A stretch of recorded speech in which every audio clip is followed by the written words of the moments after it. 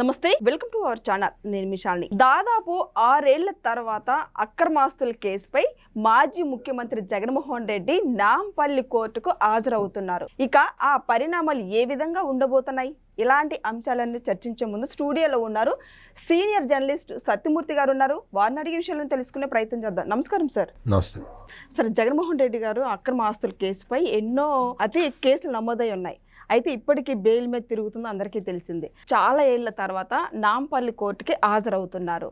తర్వాత ఆ పరిణామాలు ఏ విధంగా ఉండబోతున్నాయి అంటే ఏం చెప్తారు సార్? ఫస్ట్ మీరు ఇంట్రడక్షన్లో అక్రమాస్తుల కేసు అని చెప్పారు. అవును. సాక్షి ఏం రాస్తుందో తెలుసా? జగన్మోహన్ రెడ్డి ఆస్తుల అక్రమ కేసు అని రాస్తుంది. అంటే ఏంటి అంటే, మనకి తెలుసు, మనకే కాదు ప్రపంచం మొత్తం తెలుసు, జగన్మోహన్ రెడ్డి ఆస్తులన్నీ అక్రమంగా సంపాదించాడు అనేది it is an established fact. అంటే న్యాయస్థానాల్లో నిర్ధారణ కాలేదు, కానీ దాదాపుగా ప్రజలందరికీ తెలిసిన నగ్న సత్యం ఇది. అటువంటిది జగన్మోహన్ రెడ్డి అక్రమాస్తుల కేసు అని చెప్పి ప్రపంచం మొత్తం మాట్లాడుతుంటే, ఈ సాక్షి మీడియా మాత్రం జగన్మోహన్ రెడ్డి ఆస్తుల అక్రమ కేసు అని రాస్తుంది. అంటే ఏంటి? జగన్మోహన్ రెడ్డికి ఆస్తులు ఉన్నట్టు, ఆ ఆస్తుల మీద పెట్టిన కేసు అక్రమంగా పెట్టినట్టు రాస్తారు. ఇది వాళ్ళ స్పెషాలిటీ అన్నమాట. అంటే ఇటు పదాన్ని అటు మార్చడం ద్వారా ఒక ఆస్తులు జగన్మోహన్ రెడ్డి 1,00,000 కోట్లు సంపాదించాడు అనే నిజాన్ని అబద్ధంగా చేయటానికి సాక్షి మీడియా అసలు మొత్తం విశ్వ ప్రయత్నం చేస్తూ ఉంటుంది. జగన్మోహన్ రెడ్డి ఆస్తులన్నీ అక్రమమే ఖచ్చితంగా. ఎందుకు అంటే, జగన్మోహన్ రెడ్డి వాళ్ళ నాన్న వైఎస్ రాజశేఖర్ రెడ్డి ఇంకా ఎలక్షన్లలో పోటీ చేయడానికి కానీ, రాజకీయాల్లో కొనసాగటానికి కానీ, నా దగ్గర డబ్బులన్నీ అయిపోయినాయి, కాంగ్రెస్ పార్టీనేమో పదవి ఇవ్వట్లేదు, ఏ పదవి ఇవ్వట్లేదు, 2 సార్లు పిసిసి ప్రెసిడెంట్గా చేసినా కానీ ఆ వసూలైన సందాలన్నీ అప్పుడే ఖర్చు అయిపోయినాయి, నేను ఏం చేయాలో అర్థం కావట్లేదు అని చెప్పి వాళ్ళ సన్నిహితుల దగ్గర చెబితే, హైదరాబాద్ సాగర్ సొసైటీలో ఉన్న ఇంటిని ఇక అమ్మేద్దామని చెప్పి బేరానికి పెడితే, ఆ జగన్మోహన్ రెడ్డి వాళ్ళ తండ్రికి అంటే వైఎస్ రాజశేఖర్ రెడ్డి ఆర్థిక పరిస్థితి 2004 సంవత్సరానికి ముందు ఎలా ఉంది అనేది ఇప్పుడు నేను చెప్పిందంతా అది. అంటే ఉండే ఇల్లుని, హైదరాబాదులో సాగర్ సొసైటీలో ఉన్న ఇంటిని కూడా అమ్మేద్దాం అనుకునే ఆర్థిక పరిస్థితి ఉంది. ఉండే ఇల్లుని ఎవడమ్ముకుంటాడు?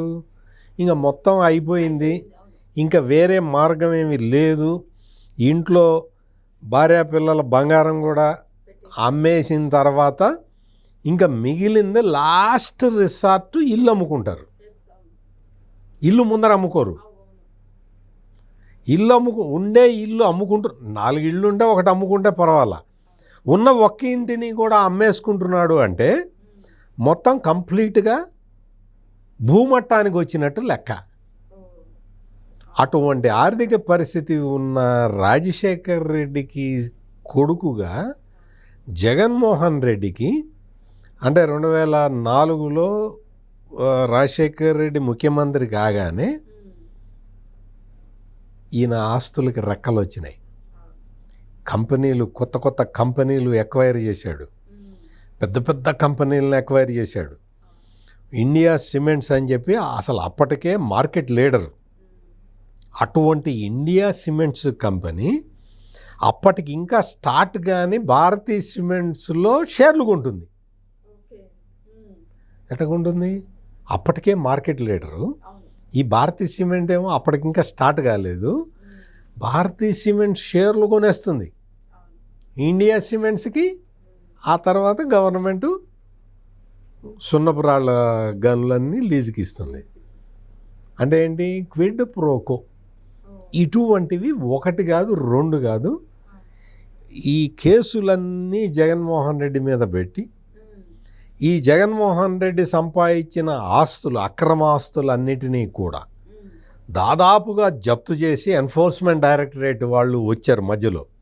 వాళ్ళు ఏం చెప్పారంటే ఇది అంత ఊరికే వాళ్ళ తండ్రి అధికారాన్ని అడ్డం పెట్టుకొని ఈ షేర్లు ట్రాన్స్ఫర్ చేసుకోవడం ఇది కాదండి, ఈ కేసుల్లో మనీ లాండరింగ్ జరిగింది అని వాళ్ళు ఛార్జ్షీట్లు ఫైల్ చేశారు. ఈ మనీ లాండరింగ్ ఏంటి? ఇప్పుడు డబ్బులు వాళ్ళ నాన్న సంతకం పెడతాడు ముఖ్యమంత్రిగా, వీళ్ళు తీసుకొచ్చి డబ్బులు ఇస్తారు. ఆ డబ్బుల్ని ఎట్లా చేసుకోవాలి? అందుకని చెప్పి అప్పట్లో విజయసాయి రెడ్డి కొన్ని కంపెనీలు పెట్టేవాడు, ఈ దొంగ కంపెనీలు, సూట్ కేస్ కంపెనీలు అనే పదం కూడా అప్పటి వరకు లేదు. అంతకు ముందర హర్షద్ మెహతా స్కాండల్ జరిగింది, కానీ హర్షద్ మెహతా స్కాండల్లో కూడా ఈ సూట్ కేస్ కంపెనీల ప్రస్తావన లేదు, క్విడ్ ప్రోకో అనేది లేదు. ఈ జగన్మోహన్ రెడ్డి దయ వల్ల అసలు ఈ లీగల్ టర్మినాలజీలో కొత్త కొత్త పదాలు పుట్టినాయి. ఇవన్నీ తీసుకొచ్చి ఈ వెబ్ ఆఫ్ కంపెనీస్ నుంచి ఇక్కడ పెట్టి ఈ డబ్బుల్ని, అక్రమంగా వచ్చిన డబ్బుల్ని వివిధ దేశాలకు పంపించి ఆ వివిధ దేశాల నుంచి వచ్చి మళ్ళీ ఇందులో పెట్టుబడులు పెట్టినట్టు పెట్టించి ఇంత నాటకం ఆడి ఇప్పుడు అక్రమాస్తుల కేసుని సోనియా గాంధీ పెట్టించింది, అక్రమంగా పెట్టించింది. సోనియా గాంధీని ఎదిరించిన వీరుడు, ధీరుడు, సూర్యుడు మా జగన్మోహన్ రెడ్డి అని చెప్పి ప్రచారం చేసుకుంటూ ఉంటారు.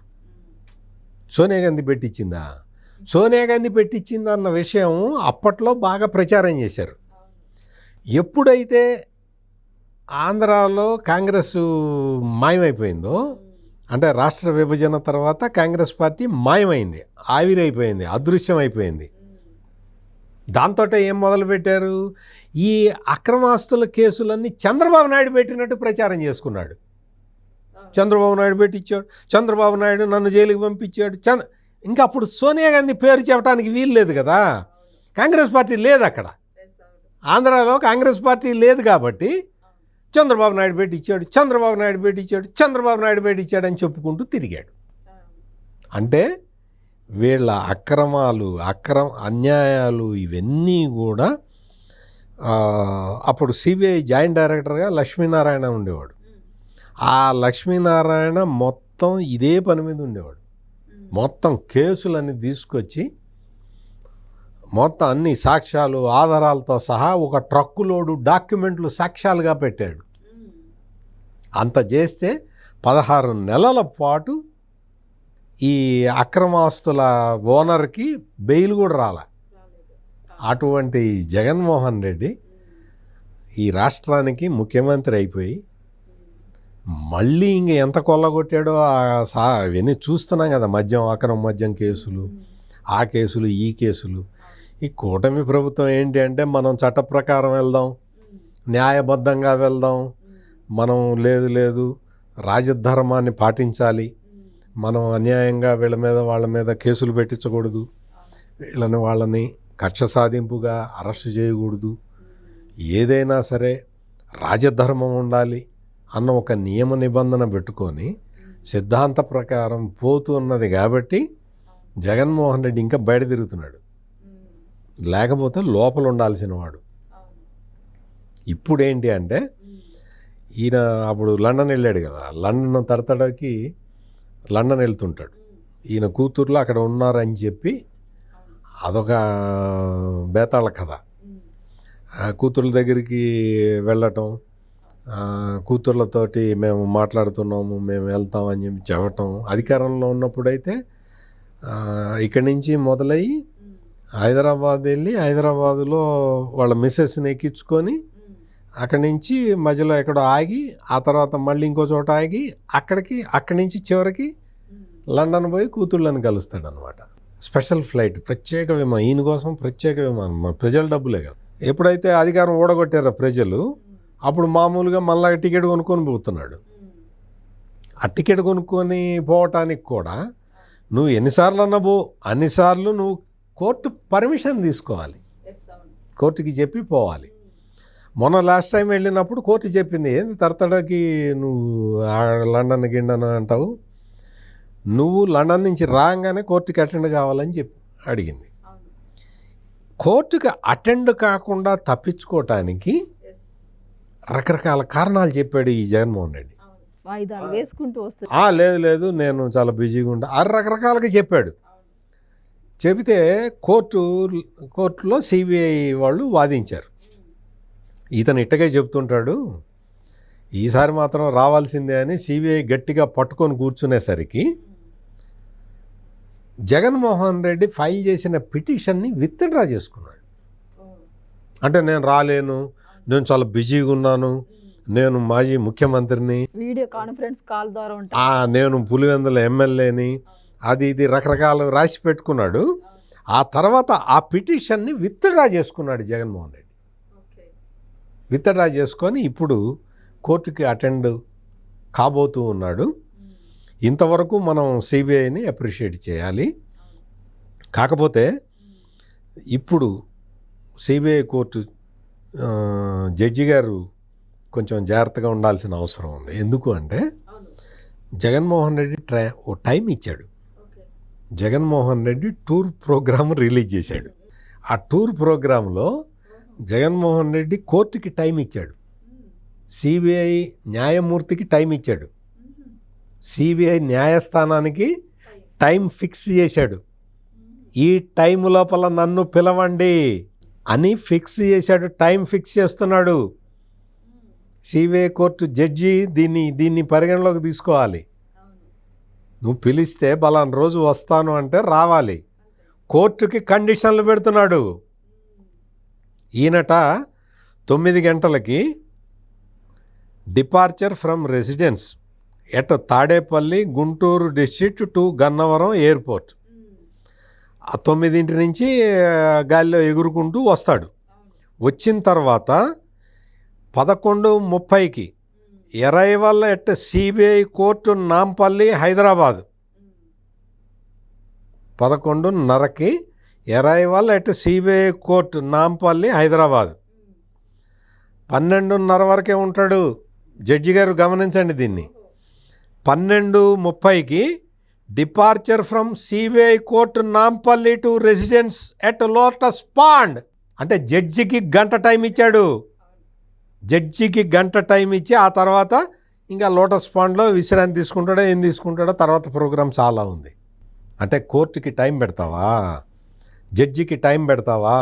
చూడాలి. న్యాయదేవత, ధర్మదేవత ఇటువంటి మనిషిని ఎట్లా డీల్ చేస్తుందో మనం చూడాలి. Thank you sir. నమస్కారం.